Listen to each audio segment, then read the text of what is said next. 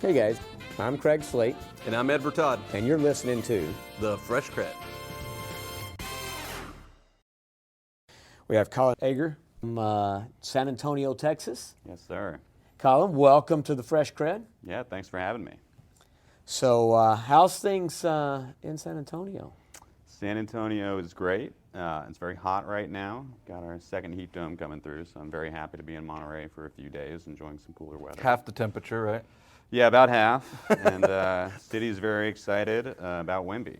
So, good prospect in basketball. Hopefully that brings a lot of benefit to the city. I'll definitely go to a game. I haven't been in years. So, what's that?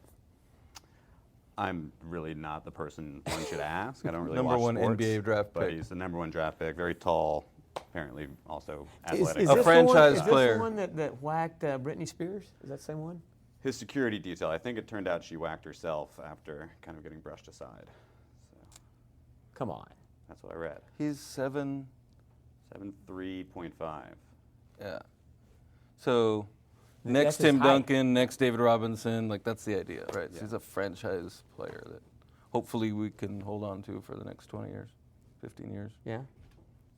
Well, so Colin, HEB, Yes, sir. right? What do you do for HEB? I am the business development manager for dry table veg, bell peppers, onions, and garlic. So that would be any versions of those items, field, greenhouse, and organic. Been in that role since September, but been with HEB going on probably about 12 years now. Started as a sales clerk in produce there, and did that for about 6 years, actually in our central market division. So And- you worked at the stores originally, right? Yes, Okay. sir. And I've been in the procurement office for about 6 years now. Which Central Market stores? Started up in Austin, Austin. at the Westgate store there. Worked both of those stores a little bit up in Dallas, and eventually transferred down to San Antonio. So San Antonio, has that always been home? No, sir. I grew up in Maryland, East Coast, and I went to school up in New York City. And that was a big transition for me. I just grew up in a So, pretty I'm sorry, small where'd you grow town. In Maryland. Maryland. Frederick, Okay. Yeah. All right.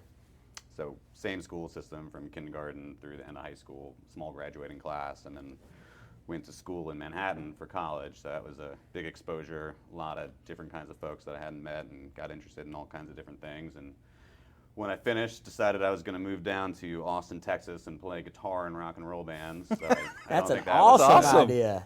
yeah, probably not the trajectory my parents expected or wanted. I was wondering how you went from New York to Texas, but if Yeah. So was your you need to let us degree know. in music? No, it wasn't. Ended up with a degree in environmental studies, actually. Okay. Started in more of a STEM field, but kind of got a little spooked about going into something so white collar immediately, and switched degrees to a program I thought was a little bit more interesting, but was also not one where in 2009 when I graduated, financial crisis was happening at the time. That was so easy to find employment. Right. So really that's how I stumbled into produce. I started working in Austin, Texas at this direct delivery produce startup. Worked there for about a year and transitioned to just a produce clerk at our central market stores there. So you guys were doing direct delivery, internet wasn't quite as effective as it is today. So would you just call in, It's hey, tough. send me some it's bananas? tough now, right? So it was even tougher back in 2009. They had like a basic website platform, really just delivering to Austin and Central Texas. That company was called Grueling Organic Delivery. CEO is Mason Arnold. He's still involved in Oh some my God, stuff I in know the Mason. business. Yeah. So that was Yeah. one of his startups. So was that before was. Veggie Noodle? Yes. Yeah. I'll be damned. I did not know that. That's when I So got my start. Yeah, I see him around trade shows every now and then. It's been a bit since I've connected with him. but- he's doing a dog food now. That's Is he? his latest thing. It's actually a pretty interesting startup he's working on. So Yeah. I'm curious to see where that goes. is Yeah, the veggie so- noodle the same as the CC's noodle? Yeah. Okay. It was Yeah. originally Love those. Veggie Noodles, what it started with. I think there was a naming problem or something that happened with that. Oh, really? But yeah, working as a sales clerk in produce just worked well with being a musician because I was gigging a lot, rehearsing a lot. So if I had a show, late Friday night and I needed to work Saturday, I could just work a closing shift and be in at 2, and I could accommodate both lifestyles and still make my rent at the end of the day. But it's a tough life to do that and try to make a serious, meaningful income as a musician. And a lot of friends that are I've still stuck with it, and music I still listen to now. But for myself, over time, as I was growing up, priorities changed a little bit, and opportunities were materializing on the work end, and one foot kind of followed the other, and here we are today. Wow. Yeah, that's quite the journey. So Central Market, musician, guitarist, right? Or do you play a couple of things? I'm adequate at a couple other things, but I was good at guitar. Yeah. So did you have long hair? Oh, there were phases of that, for Yeah. sure. Yeah, there's some videos I wish I could pull off of YouTube. I think if you pay enough, you can do that. I'm going to have to go look those up because I have not seen those. I might want to see the Yeah. long hair. Hey, Mason, can we drop the links in the description? Yeah, we'll put those in the show notes for Yeah, everybody more to go. cleaned up these days. So, well, Austin, what a great place, and for musicians and everything. I mean, it's a pretty live scene during that time too, right? I mean, it was pretty active. Yeah, it was, and I think it still is, but that city's growing and changing a lot of tech there now, and it's, I think it's a little harder to stretch that dollar in that city. Oh my It wasn't God, easy yeah. back then, but it would be even tougher to, be living paycheck to paycheck and try to, make sure you're feeding yourself as a musician in that town. And South by Southwest was really starting to get traction then. I mean, I know Southwest had been it around was very forever, well but- established. So I mean, honestly, as like a local gigging musician, that event is really not set up to promote that artist quite as much, unless you've already got some decent traction behind you. So when that actually got started, there was a lot of local, because they used to, in the original days of South, when it was just a musical deal, Yeah. people would literally have shows like in their backyard.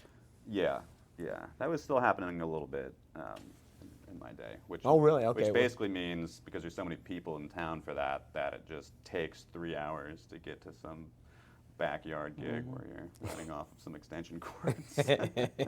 I never found it too worthwhile, again, at the level of gigs that we were doing. Yeah. There's a lot of logistics that goes into the Southwest shows. Now it's like a modern day World's Fair. Yeah, it's crazy. Have you been? So you've been to South by? Yeah, now it's really more in that kind of role as audience member and just supporter of the arts, and I like to catch up with the buddies that I used to play with. A lot of them are still very involved in the scene there, or have grown to, be past it and are on the road with some bigger names, and I'm very happy to see that success and like to check in with them when I can. So in San Antonio, how's the music scene there? It's not one that I've explored as a gigging musician. It's a little bit more oriented towards like hip hop and heavy metal on like the local end of things. You see that promoted a little bit more than like rock and roll or country. But when I got out in San Antonio, my favorite spot to see music's a very different sort of place than I used to play. It's called Jazz Texas in the Pearl, and it's like this kind of, speakeasy themed underground jazz club. Does big band jazz led by this guy Doc Watkins, and I've been there been in half the a dozen Pearl, times. several different restaurants, but I've never seen that. It's under So the snack bar. thus the speakeasy, Yeah, right? it's under the snack bar, or food hall is what it's called, right? So under that, there's some steps that go down there. I have to check it out. And you got to book ahead. It's very difficult to get a seat if you haven't reserved a table. So I'll have to check that out. I think it's the best way to spend an evening in San Antonio. All right. So hobby-wise, music is the primary one. You gotta, That was big back in my younger years. I'm married now, much more of a homebody. So cooking, I like. Got a couple of rescue dogs. We've got a litter of 6 puppies at the house right now. Oh my that we're gosh. working on. Yeah, working on finding So did you homes for intend to those have the guys. puppies? It was just you rescued the dog? Kind of fell and into she her lap. brought Yeah, those? Yeah, she Mama brought the kind of puppies. showed up in the neighborhood needing some help, and she was pregnant, and we were kind of the only ones in position to help right away. So they're about 6 weeks old right now, and super adorable until they all start pooping at the same time. So are you going to be that guy at the local parking lot with a box out back and give I'd away like free to do pups? a little bit more organized than that. We just got their first rounds of vaccines done, but we've got a couple placed. Looking for 4 more. If maybe your audience can come through. You know what? Like, here's an advertisement spot. If you're looking to adopt a dog in San Antonio, be sure and we'll get you in touch with Colin. He's your guy for the kind of Yeah. dogs are they? Just straight up mutts, or they got a little So they all look a little different, but they're adorable, man. They're super cute. So we're not making any money off of this deal. Sounds No, like. Darn no. it. If I had a ranch, I'd keep them all. So yeah, kind of more domestic things like that. I bake bread. I like to cook. I like to grill. So So obviously we're at an organic produce show. Yeah. Several of us are into cooking. I think you might be more than the average Joe. I know that you've kind of taken up bread as one of your things, but what do you like to? What is kind of your go-to dish? Let's go with that. When I like the transformation of ingredients, of starting from scratch and ending up with something great. I don't know if I have like a go-to dish. I've really kind of focused on different things over time, and oftentimes my mind goes to like what's time consuming and impractical, like baking fresh bread in a household where it's just me and my wife. But I get like a nerdy kind of scientific kick off of that. And I remember, Craig, one time we were talking about kind of how I got into that, and I was saying, when I was a working musician, really didn't have much money, I'd pay my rent, and I'd say like, okay, my food budget's $300 for the month. So that's $10 a day. So what are my meals going to be? What's my like meal plan? And envision it kind of like as a triangle, right? Where you've got like food can taste good, can be inexpensive, and it can be good for you. And you can kind of easily get any two of those, right? But it's really hard to find all three. But for me, what I kind of realized was the secret to getting all three is that extra ingredient of time, right? So if you kind of learn to cook and learn how to shop, you can try to target that mix. So you got to eat every day, and you can make something as simple as chicken breast in a way that's dry and overcooked and unseasoned.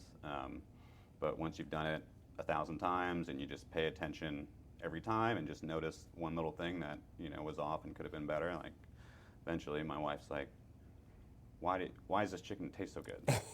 There's no real reason other than I've just done it a lot. Yeah. Just try to pay attention each time. It's that time investment. Yeah. Which most of us have more of one than the other. So. Yeah. So what's the Colin triangle again? Food can be inexpensive. Taste good. Good for you. Good for you. You can pick 2. 3 is hard.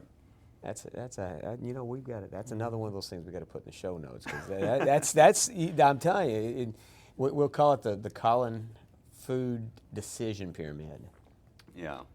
So you're from the East Coast originally. Yes, sir. Have you ever heard of Marry Me Chicken or Engagement Chicken? I haven't. Okay. So I thought it was an East Coast thing. It's a new dish we've been having at home. I'll send you the recipe. It's like a recipe? It's Well, I know, excellent. but why don't you marry me chicken? You probably won't eat it. It's like a cream-based sauce. yeah. So for you, you probably too many would carbs. turn your nose up at it. But it has mushrooms, sun-dried tomatoes. That's I mean, the good. That's way good stuff. Callie Those are makes nice. it, she finishes it off in a cast iron skillet in the oven. Yeah. So it's just all like chicken. You can do breasts or thighs. I prefer thighs. It's really, really good. But apparently it's an old recipe. Okay. Never heard of that one. Yeah. Marry me chicken. We'll put it in the that out. description.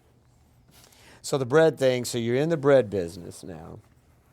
You're At home not. anyway. Yeah, you're not. Yeah. But sourdough. Do you do sourdough? Yeah. Yeah, because if I'm going to do something nerdy, I have to do like the most nerdy version of Yeah. it. So not only does it take 2 days to make the bread, you have a starter that you need to feed throughout the week. You got to do what? You got to feed the starter, the sourdough starter. It's like a mother. You have to keep it alive. All week. Yeah. I mean, Yeah. there are sourdough fermenting, starters that have existed for more than 100 years. What? Yeah. How I does think that that's work? where Hand them down. Yeah, I think that's where like I don't know if it's probiotic per se, but there is. No, it would be like the original definition of probiotic. Right? Okay. Yeah, it's just That's what- wild yeast. It's a culture of wild I mean, yeast. I'm It's just familiar water with the and fact flour that you use a that's it. starter and all that, but I mean, I don't think that people handed this thing down over years. How does that work? So, like, you make the It'll loaf live and as you long pull a as you piece feed off it. and you throw it in a. Right. Yeah, so you discard when you feed it, right? You usually remove about half, and then you replace that weight with fresh water and flour. So if you don't have it in the fridge, you need to do that like once or twice a day. I do a slightly lazier version where I'll feed it usually twice over the week, What are you feeding it? just with flour and water. And then I put it back in the fridge. You sound so amazed. I mean, you should just make stuff up. Be like, Okay. I feed it dogs. Or I feed it stray dogs. It's like a chia pet. So, okay? I mean, It's like a pet rock. how often have we talked about feeding your bread? Huh? That's brand new to me. I'm It's sorry. a thing. Well, yeah. Again, I knew You're this. good at I eating knew about sourdough. this starter. For the and term, obviously, yeah. Yeah, It's for something me- that has to be maintained. It's simple, but the same culture has been maintained for And that's the family part that's even generations or at I certain find that even restaurants, more right? amazing, Yeah. right? You know. So like yours, where did you get yours from? So I've tried to start my own with limited success. I mean, honestly, it's not that hard to do, but I've struggled to have one lively enough when I've started it from scratch. So I actually ordered a live culture from King Arthur Flour, which is a premium flour brand. So they overnight it to you, and that one's been better than any that I've tried to start. Just like there's folks that do starter plants in the produce business, right? So starter yeast. Yeah. I'm not sure that's the same thing. Craig's about to get out of the produce game. Yeah, I'm getting into this. This You'll yeast be eating more deal. bread, that's for sure. Yeah. Well, we had Yeah. some last night, and I thought I made the comment, like, if you're going to have bread, have sourdough. Like, I try not to have bread very often, but Well, we didn't have sourdough last night. yeah, we did. You ordered that stinking cheese bread, It was sourdough with cheese on it. but you couldn't taste the sourdough. Yeah, it was wasn't. See, I also do road cycling. That's my other hobby. And part of the reason I like that is because that can give me at least one day a week where I can eat whatever the hell I want. Because then if I ride 50 miles in the heat in San Antonio, you're going to burn 2,000 Oh, calories my God, doing yeah. that. So So what do you do? that way I can eat some bread. Oh, yeah. How far? Would you say 50 miles is a normal ride for you? Yeah, a training ride, yeah. I just did my first century race in April. That was 103 miles. Oof. Yeah. In Texas? Yeah, that was actually in the hill country, so a little bit of elevation to it as well. So that was a good challenge. How was it? It was very difficult. And dangerous. I've been on some of those roads. When I come Yeah. around a corner and a cyclist is coming. Yeah, the courses generally are closed for Yeah. races like that. For 100 miles, though? I guess maybe off and on. Yeah, they sections. start closed and then stop, Yeah. and they open up. I thought you were going to say there's one from Houston to College Station, but that's not quite 100 miles. There wouldn't be a lot of elevation on that one.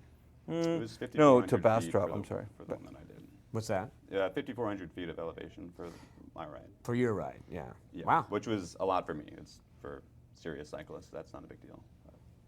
Yeah, it would be. I did, so there in Tucson where I'm at, if you ever want a city that is biking friendly, Yeah. I can't imagine a city being better than this outside of maybe over in Amsterdam where everybody rides a bike. Right.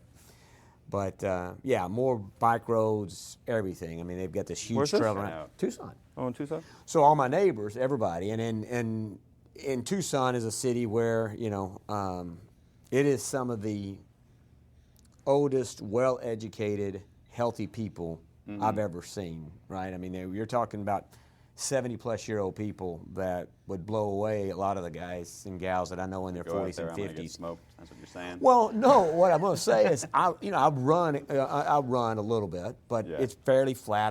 There's not a lot of elevation. 3 miles, whatever, is kind of my normal run. So a couple of guys in the neighborhood who are all plus 70, they've been, hey, you should join us for a morning ride one time. I was like, sure. I've got a mountain bike.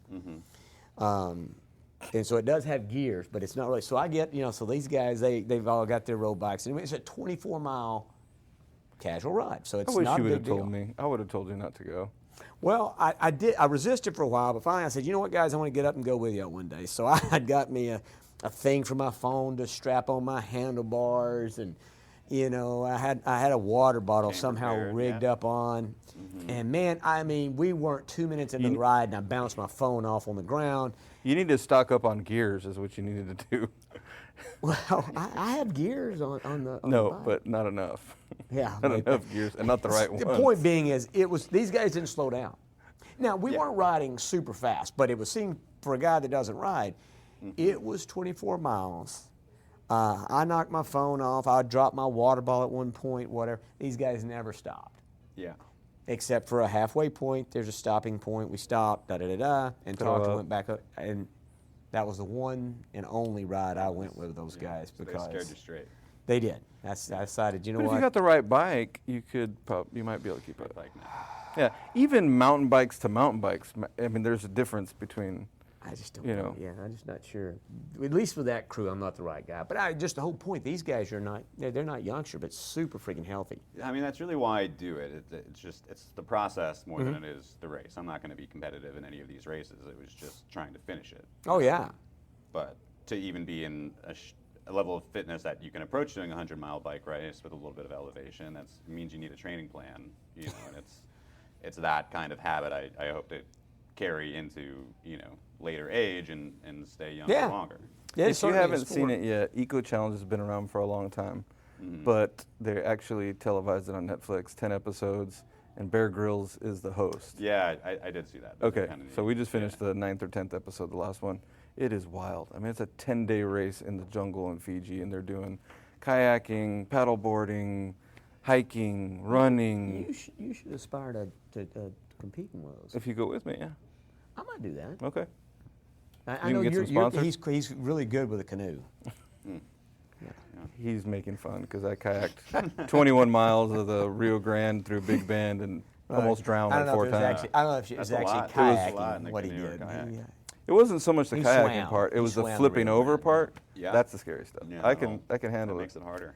Yeah, it's draining when you're fighting for your life. Yeah. 3-4 times. Yeah. Next time I'll need better Don't equipment. go canoeing. Or We were on a sit-on maybe we could do an kayak. Eco Challenge team. Is that what you're getting at? Well, Craig will be the spare. But yeah, I was on a sit-on kayak, and I realized that's not the right kayak for the river. So that's what he was telling me before he went on the trip. He's like, hey, I'm going kayaking with a friend of ours, Sonaro. And he's like, yeah, we're going kayaking. I was like, do you kayak? And he's like, no, I never have. I was like, I was like, wow. I said, I didn't say never have.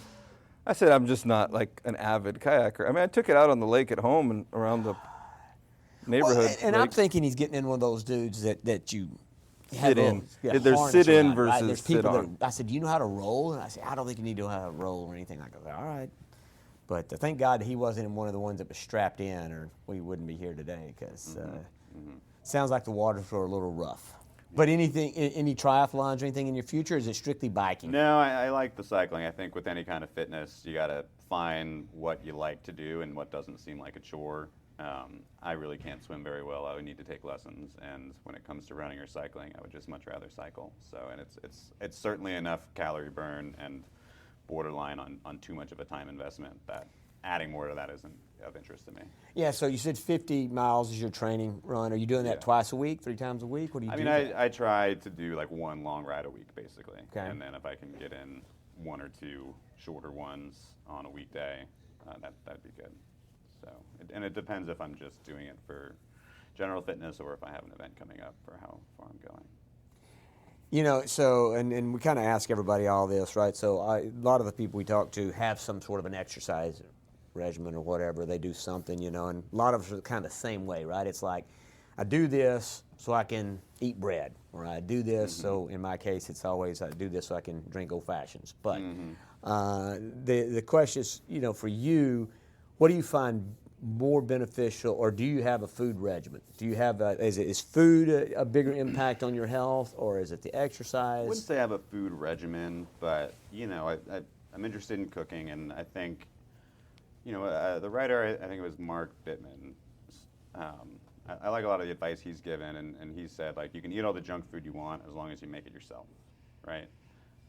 Because most junk food's like a pain in the ass. It takes like an industrial commercial operation to be spitting out French fries for you. Like, try making French fries at home. It's going to take you 2 hours. You're not going to do it. Ice cream. Make ice cream. So not by any means that my diet is perfect, but if you start with a baseline of like most of the food that you're eating, you're making, the more you're shopping in produce and the protein alley, I think you're putting better things into your system.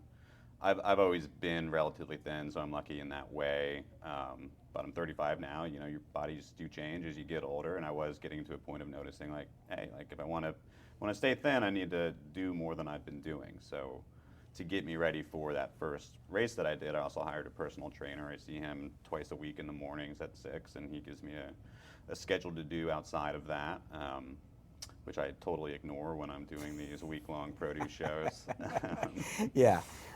But yeah, I like to eat, and while I can still be pretty physically active, I would rather just challenge myself to burn a little bit more calories to, enjoy that kind of cheat meal every now and then. But I did try recently kind of counting some calories and some macros, which I'm certainly not obsessive about, but even like to spend a week or two doing that to realize how quickly your calorie count can increase in a day. Like just having that knowledge sometimes often helps me make better choices of drinking more water and ordering the chicken instead of the steak.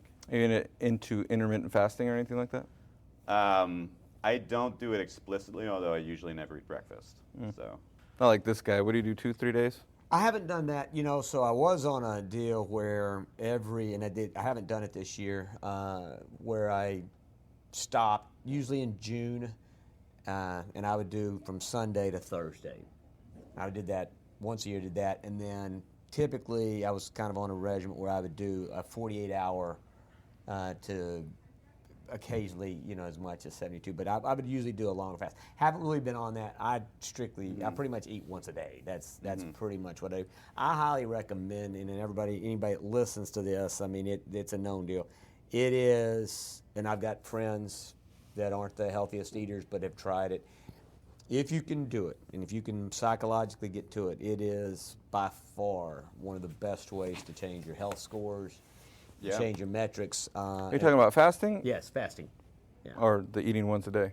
Well, or intermittent or long term? I don't know what the official terminology, but eating once a day. If you only let yourself eat one large meal a day, you're only going to take in so many calories. Right? Exactly. Like even on days where I do bike, my bike training, it's like a lot of calorie burn. Your baseline is going to be about 2,000 calories. My bike ride could be 2,000 to 3,000 calories, but I'm not eating 5,000 calories that day. It's just I'm tired and I'm not I'm hungry after that, right? I had large meals, but I might eat 3,000 or 4,000 calories that day.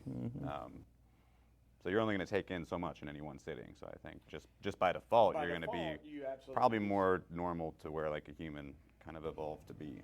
Yeah, and when I think there's a couple of things in one, I mean, I do think calorie restriction is relevant for your health. Again, the scores prove it out. That's what I always tell you is, look, when I got started on trying to do this health journey, I really didn't know I needed to lose weight till the weight fell up. That wasn't super big, but I obviously had weight to lose because I lost it. But what was more important to me was going to the doctor and saying, oh yeah, hey, your triglycerides are as good as they've ever been, and hey, this is better, and your blood work is this, and da-da-da-da. And it is a great way to get your body in a healthy way, but I do think it's the calorie restriction. I do think it's your body being more like what it was built to. We weren't built to eat all day. Yeah, it's another thing that author Mark Bittman, I heard him talking about on a podcast, is like there's a lot of experiences and feelings humans have that we don't feel need to be addressed immediately. But for some reason, like food, just because of the way our society works and that there's so many calories available easily, that anytime we are hungry, we just think, oh, okay, I need to deal with that. Yeah. But like really, you don't. You can just have an awareness of like, okay, I'll need to eat eventually here, and focus your mind on some other things and just not address it immediately. If you can wait an hour or two, it can just help you get in that mindset of like calorie restriction or intermittent fasting. Yeah. I went from somebody who thought they couldn't function if they didn't eat breakfast to now I feel like I function better on an empty stomach, like at least, cognitively. Yeah. I feel like I'm performing better. And once I do eat, that's when I get that sluggish, depending on what I'm eating, what I break a fast with, whether it's protein and complex carbs or not. If it's not, typically I'll get sluggish. And then it's... My only recommendation would be to not book like an 11:30 a.m. business meeting with me, because that's when I start to get a little pouty. That would be the time to stay away. All right. Yeah. My PO is going another direction. Hungry. Duly noted. Well, look, it's been good. I mean, time on these interviews always flies by. There's a lot of stuff we didn't get to. I wanted to talk a little bit about the podcast me and you had talked about and the music pod. So, like so many of these things, hopefully we'll be able to have you come back and we can kind of dig into. Hit a part two. Yeah, a part two. We can talk about produce a little bit. Yeah, There's always that. Yeah, there is that, as the produce, and we will certainly bring some of that up. And here at the show, hopefully you're getting a lot of exposure here from the organic show. And yeah, there's a lot of great suppliers here, very heavily attended out there. So I'm going to go straight back out to the floor after this and see what everyone else has. So, no, appreciate you giving us the time today, Colin. Thank you. Thank you very much Thanks for being here. that.